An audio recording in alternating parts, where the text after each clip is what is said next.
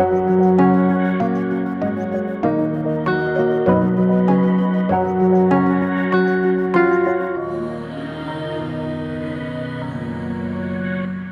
പേര് ആൻമരിയ. ഞാൻ പാലാ രൂപതയിൽ നിന്ന് വരുന്നു. ഞാൻ ഉടമ്പടി എടുത്തത് 11/11/2022 അതിനു മുമ്പ് എൻ്റെ അമ്മ എനിക്ക് വേണ്ടി ഉടമ്പടി എടുത്തിരുന്നു. കഴിഞ്ഞ വർഷം നവംബറിൽ ഞാൻ ഫാംഡി എന്ന കോഴ്സ് പഠിച്ച് പാസ്സായി. അതിനുശേഷം ഡിസംബറിൽ ഞാൻ ക്യാപ്സ് എന്ന exam, knowledge assessment of pharmaceutical science എന്ന എക്സാമിന് വേണ്ടി പ്രിപ്പയർ ചെയ്യാൻ വേണ്ടി ഒരു ഇൻസ്റ്റിറ്റ്യൂട്ടിൽ ജോയിൻ ചെയ്തു. അപ്പോൾ ജൂലൈയിൽ എഴുതാൻ പറ്റുമെന്ന പ്രതീക്ഷയോടുകൂടിയാണ് ഡിസംബറിൽ തന്നെ ജോയിൻ ചെയ്തത്. വേറെ വർക്കിനൊന്നും ഞാൻ ട്രൈ ചെയ്തിരുന്നില്ല. എനിക്ക് ആ സമയത്ത് ഒത്തിരി ജോബ് ഓപ്പർച്യൂണിറ്റീസ് ഒക്കെ വന്നിരുന്നു. പക്ഷേ ഇതിന് തന്നെ കോൺസെൻട്രേറ്റ് ചെയ്യാമെന്ന് വിചാരിച്ച് അതൊന്നും ഞാൻ പോയില്ല. കുറച്ച് നാളുകൾക്ക് ശേഷം ഞങ്ങളുടെ ഡിഗ്രി സർട്ടിഫിക്കറ്റ് വരുന്നില്ലായിരുന്നു. ഞങ്ങളങ്ങനെ എല്ലാവരും വെയിറ്റ് ചെയ്തിരിക്കുകയായിരുന്നു. പ്രൊവിഷണൽ സർട്ടിഫിക്കറ്റും ഒത്തിരി ലേറ്റായി. പക്ഷേ എത്ര നോക്കിയിട്ടും ഡിഗ്രി സർട്ടിഫിക്കറ്റ് എനിക്ക് കിട്ടിയില്ല.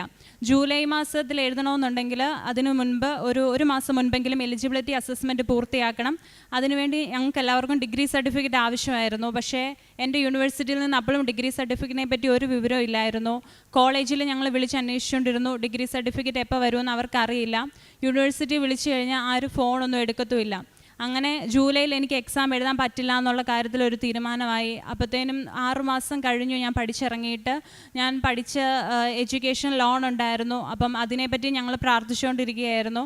ആ ലോണും ദൈവം അനുഗ്രഹിച്ച് എൻ്റെ സഹോദരങ്ങളും ബന്ധുക്കളും എല്ലാവരും കൂടി അടച്ചു തീർത്തു. എങ്കിലും എനിക്ക് വീട്ടുകാർക്കൊന്നും ചെയ്യാൻ പറ്റുന്നില്ലല്ലോ. അതുപോലെ തന്നെ ഇത് പഠിക്കണമെന്നുണ്ടെങ്കിലും 4-5 ലക്ഷം രൂപയാണ് ഈ എക്സാം അറ്റൻഡ് ചെയ്യുന്നതിന്. അത്രയും രൂപ മുടക്കുന്നതുകൊണ്ട് എനിക്കൊരു വർക്കും ചെയ്യാൻ പറ്റുന്നില്ല. വീട്ടിലേക്കൊരു സഹായം ചെയ്യാൻ പറ്റുന്നില്ല. എക്സാം എന്ന് എഴുതാൻ പറ്റുമെന്ന് അറിയത്തില്ല. അങ്ങനെ ഞാൻ വിഷമിച്ച് വീട്ടിലിരിക്കുകയായിരുന്നു. അപ്പോൾ നവംബറിൽ എഴുതാമെന്ന് വിചാരിച്ചു. പക്ഷേ നവംബറിൽ അപ്ലൈ ചെയ്യേണ്ട ടൈം ആയപ്പോഴും ഞങ്ങൾക്ക് ഡിഗ്രി സർട്ടിഫിക്കറ്റ് വന്നിട്ടില്ല. അപ്പം ഞാൻ വീണ്ടും അന്വേഷിക്കാനായിട്ട് സ്റ്റാർട്ട് ചെയ്തു. എവിടെ അന്വേഷിച്ചാൽ എനിക്ക് സർട്ടിഫിക്കറ്റ് കിട്ടും. അങ്ങനെയൊക്കെ എൻ്റെ ഒരു ജൂനിയർ വഴിയായിട്ട് ഞാൻ യൂണിവേഴ്സിറ്റിയിൽ അന്വേഷിക്കാൻ തുടങ്ങി. പക്ഷേ അവർ പറഞ്ഞ കുറേ ഡോക്യുമെൻറ്റ്സുമായിട്ട് എൻ്റെ ജൂനിയർ ചെന്ന് കഴിഞ്ഞപ്പോൾ പറഞ്ഞു, ഇതൊന്നും പോരാ, സ്പെഷ്യൽ കൺവൊക്കേഷൻ വഴിയല്ലാതെ വേറൊരു വഴിയും നേരത്തെ സർട്ടിഫിക്കറ്റ് കിട്ടത്തില്ല. പക്ഷേ അതിന് 30,000 രൂപ കൊടുത്തു കഴിഞ്ഞാൽ, അതാണ് അതിൻ്റെ ഫീസ്, അത്രയും രൂപ കൊടുത്തു കഴിഞ്ഞാൽ മാത്രമേ സർട്ടിഫിക്കറ്റ് കിട്ടത്തുള്ളൂ എന്ന് പറഞ്ഞു. ഞാൻ നോക്കിയപ്പോൾ എനിക്ക് ജോലിയില്ല. ഓൾറെഡി വീട്ടിൽ എൻ്റെ സഹോദരങ്ങൾ എനിക്ക് വേണ്ടി ഇത് പഠിക്കാൻ വേണ്ടിയൊക്കെ കാശ് ചിലവാക്കുന്നു. പിന്നെയും ഞാൻ എല്ലാം പഠിച്ച് പാസ്സായ ശേഷം എനിക്ക് അർഹതപ്പെട്ട എൻ്റെ സർട്ടിഫിക്കറ്റിന് വേണ്ടി വീണ്ടും 30,000 രൂപ മുടക്കുക എന്ന് പറഞ്ഞു കഴിഞ്ഞാൽ എനിക്ക് ഭയങ്കര സങ്കടമായി. അപ്പം ഞാൻ പ്രാർത്ഥിച്ചു. ഞാൻ ഓൺലൈൻ ഉടമ്പടി എടുത്ത് പ്രാർത്ഥിച്ചു. ആ സമയത്ത്, മാതാവേ, എൻ്റെ കൈ കൊടുക്കാനായിട്ട് പൈസ ഇല്ല, പക്ഷേ എനിക്ക് എൻ്റെ സർട്ടിഫിക്കറ്റ് കിട്ടിയില്ലെങ്കിൽ എനിക്ക് നവംബറിലും എക്സാം എഴുതാനായിട്ട് പറ്റത്തില്ല. വർഷത്തിൽ 2 അല്ലെങ്കിൽ 3 പ്രാവശ്യം മാത്രമേ ഈ എക്സാം ഉള്ളൂ. ഇനി അടുത്ത വർഷമേ ഈ എക്സാം ഇനി ഉള്ളൂ. നവംബറിൽ എഴുതാൻ പറ്റിയില്ല, പിന്നെ എനിക്ക് വർക്ക് ചെയ്യാൻ പറ്റത്തില്ല. എനിക്കാണെങ്കിൽ പഠിക്കാനും പറ്റുന്നില്ല, എഴുതാൻ പറ്റുമോ ഇല്ലയോ എന്നുള്ളത് അറിയത്തില്ലാത്തത് കൊണ്ട്. അങ്ങനെ ഞാൻ പ്രാർത്ഥിച്ചുകൊണ്ടിരുന്നപ്പോൾ എൻ്റെ സിസ്റ്റർ പറഞ്ഞു, നീ അപ്ലൈ ചെയ്യുക, നിനക്ക് പൈസ ഞാൻ തരാമെന്ന് എൻ്റെ സിസ്റ്റർ എന്നോട് പറഞ്ഞു. അങ്ങനെ എനിക്ക് വയ്യായിരുന്നെങ്കിൽ തന്നെ ഞാൻ ചെന്നൈക്ക് പോയി, എൻ്റെ യൂണിവേഴ്സിറ്റിയിൽ പോയി ഞാൻ അതിനുവേണ്ടി അപ്ലൈ ചെയ്തു. അവിടെ ചെന്ന് ഞാൻ രജിസ്ട്രാറിനെ എല്ലാവരെയും കണ്ടു. ഞാൻ മൊത്തം നേരം പ്രാർത്ഥിച്ചുകൊണ്ടിരുന്നു. ഞാൻ അവിടെ ചെന്ന് അവരെന്നോട് പറഞ്ഞു, ഒരു ഉറപ്പുമില്ല, 30-ാം തീയതി എന്നൊരു ഡേറ്റാണ് ഞാൻ അവിടെ കൊടുത്തിരുന്നത്. അതിന് മുമ്പ് കിട്ടിയാൽ മാത്രമേ എൻ്റെ എലിജിബിലിറ്റി അസസ്മെൻറ്റ് പൂർത്തിയാക്കി എനിക്ക് രജിസ്റ്റർ ചെയ്യാനായിട്ട് പറ്റത്തുള്ളൂ. പക്ഷേ അവരെന്നോട് പറഞ്ഞു, ഞങ്ങൾക്ക് ഒരു ഉറപ്പും പറയാനായിട്ട് സാധിക്കത്തില്ല. കാരണം കൺവൊക്കേഷനിൽ നിങ്ങളുടെ ബാച്ചിലുള്ള ആരുടെയും പേരൊന്നും വന്നിട്ടില്ല. അതുകൊണ്ട് 30-ാം തീയതിക്കുള്ളിൽ കിട്ടുന്ന ഒരു ഉറപ്പും പറയാൻ പറ്റില്ല. അതുകൊണ്ട് ഇപ്പോൾ പൈസ അടയ്ക്കണ്ട, എന്തെങ്കിലും സാധ്യതയുണ്ടെങ്കിൽ ഞങ്ങൾ നിന്നെ കോൺടാക്റ്റ് ചെയ്തോളാം എന്ന് പറഞ്ഞു. ഞാൻ തിരിച്ച് വീട്ടിൽ വന്നു. ഞാൻ ഓൺലൈൻ ഉടമ്പടി എടുത്തിട്ടുണ്ടായിരുന്നു. പക്ഷേ 30-ാം തീയതി കഴിഞ്ഞു, ഒരു 5-6 ദിവസത്തോടെ കഴിഞ്ഞിട്ടും ഒരു വിവരവും ഇല്ല.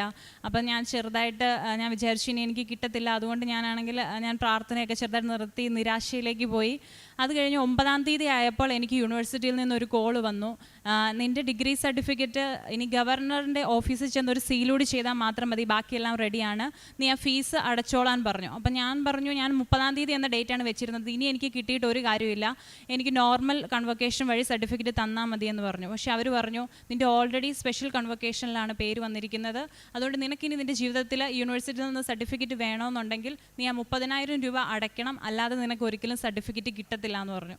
അപ്പോൾ ഞാൻ ശരിക്കും വിഷമിച്ചു. കാരണം എനിക്കിനി അത് കിട്ടിയിട്ട് കാര്യമില്ല. പക്ഷേ എനിക്കിനി എൻ്റെ ജീവിതത്തിൽ സർട്ടിഫിക്കറ്റ് കിട്ടണമെന്നുണ്ടെങ്കിൽ പൈസ അടയ്ക്കുകയും വേണം. അപ്പോൾ ഞാൻ എൻ്റെ ഇൻസ്റ്റിറ്റ്യൂട്ടിൽ വിളിച്ചു ചോദിച്ചു, എന്തെങ്കിലും സാധ്യതകളുണ്ടോ, ഇപ്പോൾ കൊടുത്തു കഴിഞ്ഞാൽ എനിക്ക് അസസ്മെൻറ്റ് പൂർത്തീകരിക്കാൻ പറ്റുമോ എന്ന് ചോദിച്ചപ്പോൾ അവർ പറഞ്ഞു, 8 ആഴ്ചയാണ് അതിൻ്റെ സമയം, എങ്കിലും നമുക്ക് കൊടുത്തു നോക്കാം, ചിലർക്കൊക്കെ 4-5 ആഴ്ച കൊണ്ട് കിട്ടിയവർ ഉണ്ട് എന്നോട് പറഞ്ഞു. അപ്പം ഞങ്ങൾ പ്രാർത്ഥിച്ചു, ഞങ്ങൾ പെട്ടെന്ന് തന്നെ പൈസ അടച്ചു, എല്ലാ കാര്യങ്ങളും ചെയ്തു. പക്ഷേ അതിനുശേഷവും ഒരു രീതിയിലും സർട്ടിഫിക്കറ്റിനെ പറ്റി ഒരു വിവരവും ഇല്ല. ഈ എന്നെ വിളിച്ചയാളെ ഞാനിങ്ങനെ വിളിച്ചുകൊണ്ടേയിരുന്നു. അയാൾ എന്നോട് ദേഷ്യപ്പെടാൻ തുടങ്ങി. നിന്നോട് ഞാൻ പറഞ്ഞതല്ലേ, ഗവർണറുടെ ഓഫീസിലാണ് നിൻ്റെ സർട്ടിഫിക്കറ്റ്, നീ ഗവർണറിനെ വിളിച്ച് ചോദിക്കുക, എന്നെ എന്തിനാണ് വിളിക്കുന്നതെന്ന് ചോദിച്ചുകൊണ്ടേയിരുന്നു. അപ്പോൾ എൻ്റെ അമ്മ ഉടമ്പടി എടുത്ത് ഈ സർട്ടിഫിക്കറ്റിന് വേണ്ടി പ്രാർത്ഥിക്കുന്നുണ്ടായിരുന്നു. അപ്പം അമ്മ മാതാവിനോട് പ്രാർത്ഥിച്ചു, അമ്മേ മാതാവെ ഒരാളെ നിയോഗിച്ച് എൻ്റെ സർട്ടിഫിക്കറ്റ് ഇവിടെ എത്തിച്ചു തരണേ എന്ന് പ്രാർത്ഥിച്ചു.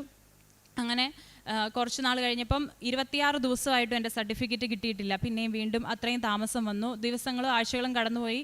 അപ്പോൾ ഞങ്ങൾ അമ്മ ഇങ്ങനെ പറഞ്ഞു, ആരെ കൊണ്ടെങ്കിലും നമുക്ക് റെക്കമെൻഡ് ചെയ്യിക്കാം എന്ന് പറഞ്ഞിട്ട് ഞങ്ങൾ ജോസ് കെ മാണിയെ കൊണ്ട് വൈസ് ചാൻസലറിനെ വിളിപ്പിച്ചു. അങ്ങനെ റെക്കമെൻഡേഷൻ ചെയ്യിപ്പിച്ചു. അപ്പോൾ അമ്മ പറഞ്ഞതുപോലെ തന്നെ വൈസ് ചാൻസലർ അവിടെയുള്ള ഒരു സ്റ്റാഫിനെ ഏൽപ്പിച്ചു. എൻ്റെ വീട് വരെ ആ സർട്ടിഫിക്കറ്റ് എത്തുന്നോടം വരെയുള്ള ഉത്തരവാദിത്തം അയാളെ ഏൽപ്പിച്ചു. അതിനുശേഷം അയാൾ എന്നെ വിളിച്ചു പറഞ്ഞു, നിൻ്റെ സർട്ടിഫിക്കറ്റ് ഞാൻ ഗവർണറുടെ ഓഫീസിൽ നിന്ന് പോയി എടുത്തുകൊണ്ട് വന്നിട്ടുണ്ട്, അടുത്ത ദിവസം തന്നെ നിൻ്റെ വീട്ടിലെത്തും, അതുവരെ എന്തെങ്കിലും ഉണ്ടെങ്കിൽ എന്നെ വിളിച്ചാൽ മതി എന്ന് അദ്ദേഹം പറഞ്ഞു. അതിനുശേഷം 2 ദിവസം കഴിഞ്ഞപ്പോഴത്തേനും അയാളൊരു നല്ല മനുഷ്യനായതുകൊണ്ട് എനിക്കതിൻ്റെ സോഫ്റ്റ് കോപ്പി അയാൾ എനിക്ക് വാട്സപ്പ് വഴിയായിട്ട് അയച്ചു തന്നു. ഒരിക്കലും അങ്ങനെ യൂണിവേഴ്സിറ്റിയിൽ നിന്ന് ബ്ലാക്ക് ആൻഡ് വൈറ്റ് കോപ്പി അല്ലാതെ ഒഫീഷ്യലി അയച്ചു കൊടുക്കാൻ പാടില്ല. അത് കിട്ടിയതുകൊണ്ട് അപ്പോൾ തന്നെ ഞങ്ങൾ കൊണ്ടുപോയി എലിജിബിലിറ്റി അസസ്മെൻറ്റിന് കൊടുത്തു. അങ്ങനെ എലിജിബിലിറ്റി അസസ്മെൻറ്റിന് കൊടുത്ത ശേഷവും രജിസ്ട്രേഷൻ്റെ ടൈമായി, രജിസ്ട്രേഷൻ്റെ ഫസ്റ്റ് ഡേ ആയി. 3 ആഴ്ച കഴിഞ്ഞപ്പോഴാണ് രജിസ്ട്രേഷൻ്റെ ഡേറ്റ് ഓപ്പൺ ആയത്.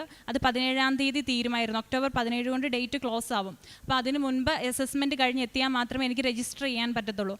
പക്ഷേ എത്ര ദിവസം കഴിഞ്ഞിട്ട് അസസ്മെൻറ്റ് വരുന്നില്ല. എൻ്റെ ഫ്രണ്ട്സ് അവിടെയുള്ള എല്ലാവരും ഫസ്റ്റ് ഡേ തന്നെ രജിസ്റ്റർ ചെയ്തു. അപ്പോഴത്തേനും സീറ്റെല്ലാം ഫില്ലായി. എല്ലായിടത്തും 3-ാമത്തെ ദിവസം 3 ദിവസമായിട്ടാണ് എക്സാം നടക്കുന്നത്. ഞങ്ങളുടെ ഇൻസ്റ്റിറ്റ്യൂട്ടിലും എല്ലാ ഇൻസ്റ്റിറ്റ്യൂട്ടിലും തന്നെ 3-ാമത്തെ ദിവസമേ മാക്സിമം ഡേറ്റ് എടുക്കാനായിട്ട് ശ്രദ്ധിക്കാറുള്ളൂ. First day and second day എഴുതി കഴിഞ്ഞാൽ കിട്ടാനായിട്ട് ഭയങ്കര ബുദ്ധിമുട്ടാണ്. അതുകൊണ്ട് 3rd day date എടുക്കാറുള്ളൂ. 3rd day എല്ലായിടത്തും ഫില്ലായി. ഞങ്ങളുടെ കൂടെയുള്ള 2 പേർക്ക് അന്ന് തന്നെ രജിസ്റ്റർ ചെയ്തിട്ടും സെക്കൻഡ് ഡേ മാത്രമേ കിട്ടിയുള്ളൂ. പലരും പലയിടത്താണ് രജിസ്റ്റർ ചെയ്തത്. സാധാരണ എല്ലാവർക്കും ഒരിടത്ത് കിട്ടാറുള്ളതാണ്. അത്രയും റഷായിരുന്നു കഴിഞ്ഞ പ്രാവശ്യം എഴുതാനായിട്ട്.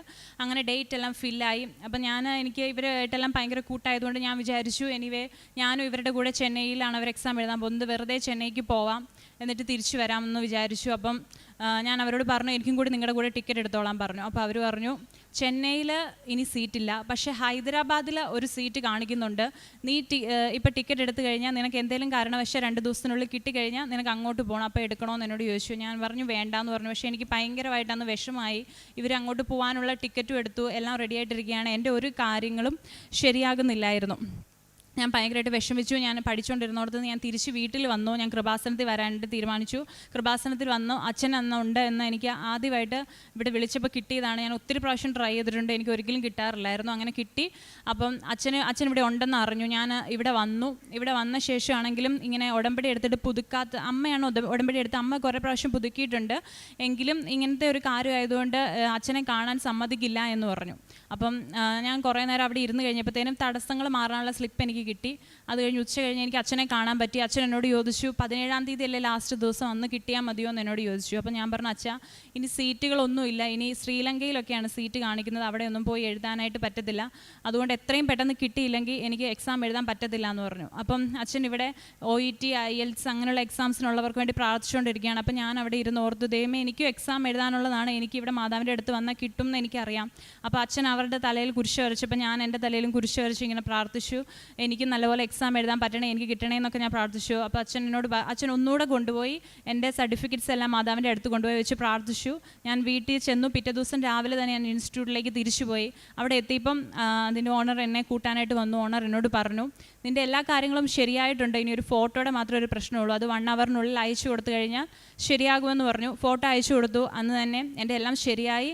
മാത്രമല്ല ചെന്നൈയിലെ ഡേറ്റ് എല്ലാം ക്ലോസ്ഡ് ആയിരുന്നു. അത് നോക്കിയിരുന്ന ആൾ എന്നെ വിളിച്ചിട്ട് പറഞ്ഞു, ഞാൻ എൻ്റെ കണ്ണുകൊണ്ട് കണ്ടതാണ്, എല്ലാ ഡേറ്റ്സും ക്ലോസ് ആയതാണ്, പക്ഷേ ചെന്നൈയിൽ ഒരു സീറ്റ് മിച്ചമുണ്ട്, നിനക്ക് വേണ്ടി അത് ബുക്ക് ചെയ്തിട്ടുണ്ട്, എല്ലാവരുടെയും കൂടെ ഒരുമിച്ച് നിനക്ക് എക്സാം എഴുതാനായിട്ട് പറ്റും എന്ന് പറഞ്ഞു. അങ്ങനെ ബുക്ക് ചെയ്തു.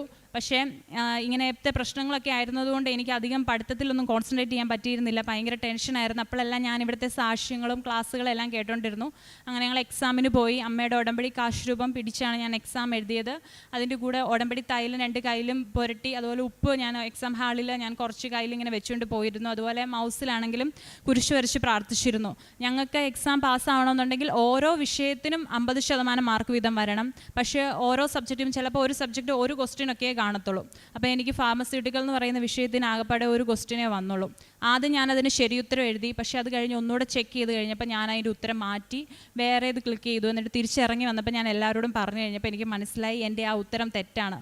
ബാക്കി എത്ര മാർക്ക് കിട്ടി, 99 മാർക്ക് കിട്ടിയെന്ന് പറഞ്ഞാൽ ആ ഒരു സബ്ജക്റ്റിന് ആ ഒരു മാർക്ക് കിട്ടിയില്ലെങ്കിൽ ഫുൾ എക്സാമും നമ്മൾ തോറ്റുപോകും. അങ്ങനെ ഞാൻ പ്രാർത്ഥിച്ചുകൊണ്ടിരുന്നു. ഞാൻ 2 ദിവസം കഴിഞ്ഞപ്പോൾ ഇവിടെ വന്ന് നവംബറിൽ ഉടമ്പടി എടുത്ത് പ്രാർത്ഥിച്ചപ്പോഴെല്ലാം ആ എക്സാം എഴുതാൻ പോയപ്പോൾ അത്രയും ടെൻഷനിലായിരുന്നു. പക്ഷേ ഇത് തെറ്റിയെന്ന് അറിഞ്ഞു കഴിഞ്ഞപ്പോൾ മുതൽ ഭയങ്കര ടെൻഷനായിരുന്നു. നല്ലതുപോലെ പ്രാർത്ഥിച്ചു, ക്ലാസ്സുകൾ കേട്ടു, ഉടമ്പടി നല്ല കൃത്യമായിട്ട് തന്നെ പാലിച്ചുകൊണ്ട് പോന്നു.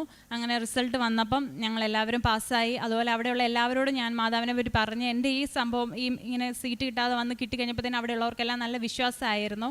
അവരെല്ലാവരും ഇവിടെ വന്ന് പ്രാർത്ഥിച്ചിരുന്നു. ഞങ്ങൾ എല്ലാവരും തന്നെ ഉടമ്പടി എടുത്തു. അവർക്ക് വേണ്ടി കൂടി ഞാൻ സാക്ഷ്യം പറയണം. എല്ലാവരും പാസ്സാവാൻ വേണ്ടി ഞങ്ങൾ എല്ലാവരും പ്രാർത്ഥിച്ചിരുന്നു. അതുപോലെ തന്നെ എൻ്റെ അമ്മ ഉടമ്പടി എടുത്ത് പ്രാർത്ഥിച്ചതിൻ്റെ ഫലമായിട്ട് ഞങ്ങൾക്ക് ഒരു 35-40 വർഷമായിട്ട് ഒരു സ്ഥലത്തേക്ക് ഞങ്ങൾക്ക് വഴിയില്ലായിരുന്നു, റോഡില്ലായിരുന്നു. അപ്പം അവരുടെ അടുത്തുള്ളവരോടൊക്കെ ചോദിച്ചു കഴിയുമ്പോൾ നിങ്ങൾ ഇവിടെ വന്ന് താമസിക്കുകയാണെങ്കിൽ വഴി വെട്ടാനുള്ള സ്ഥലം ഞങ്ങൾ തരാം, അല്ലെങ്കിൽ തരത്തില്ല എന്ന് പറഞ്ഞുകൊണ്ടിരുന്നവരായിരുന്നു. കുറച്ച് നാളുകൾക്ക് ശേഷം ഇപ്പം അമ്മ ഉടമ്പടി എടുത്ത ശേഷം ആ സ്ഥലം അവർ ഇങ്ങോട്ട് തന്നെ പറഞ്ഞു, ഞങ്ങൾ വഴി വെട്ടാനായിട്ട് സ്ഥലം തരാമെന്ന് പറഞ്ഞു. ഇപ്പം അതിലേ കൂടി പഞ്ചായത്ത് റോഡ് വന്നു. അങ്ങനെ അതുപോലെ തന്നെ ഞാൻ ഉടമ്പടി എടുത്ത ശേഷം എല്ലാവർക്കും പത്രം വിതരണം ചെയ്തതുപോലെ തന്നെ ഞങ്ങളുടെ അടുത്തൊരു ഓൾഡ് ഏജ് കെയർ ഹോം ഉണ്ടായിരുന്നു. അതുപോലെ വയ്യാത്ത കുട്ടികളുടെ ഒരു ആലയം ഉണ്ടായിരുന്നു. അവിടെ പോയി ഞാൻ അവർക്ക് വേണ്ടി സേവനമൊക്കെ ചെയ്യുമായിരുന്നു. ശേഷം എനിക്ക് ഒരു നല്ല ജോലി കിട്ടണമെന്ന് അമ്മ പ്രാർത്ഥിച്ചിരുന്നു. ഞാൻ പഠിച്ചിരുന്ന ഇൻസ്റ്റിറ്റ്യൂട്ടിൽ തന്നെ പഠിപ്പിക്കാനായിട്ട് എനിക്കൊരു ജോലി കിട്ടി. അങ്ങനെ ഞങ്ങൾ പ്രാർത്ഥിച്ച കാര്യങ്ങളെല്ലാം മാതാവ് നടത്തി തന്നു. മാതാവിനും തിരുക്കുമാരനും 1000 നന്ദി.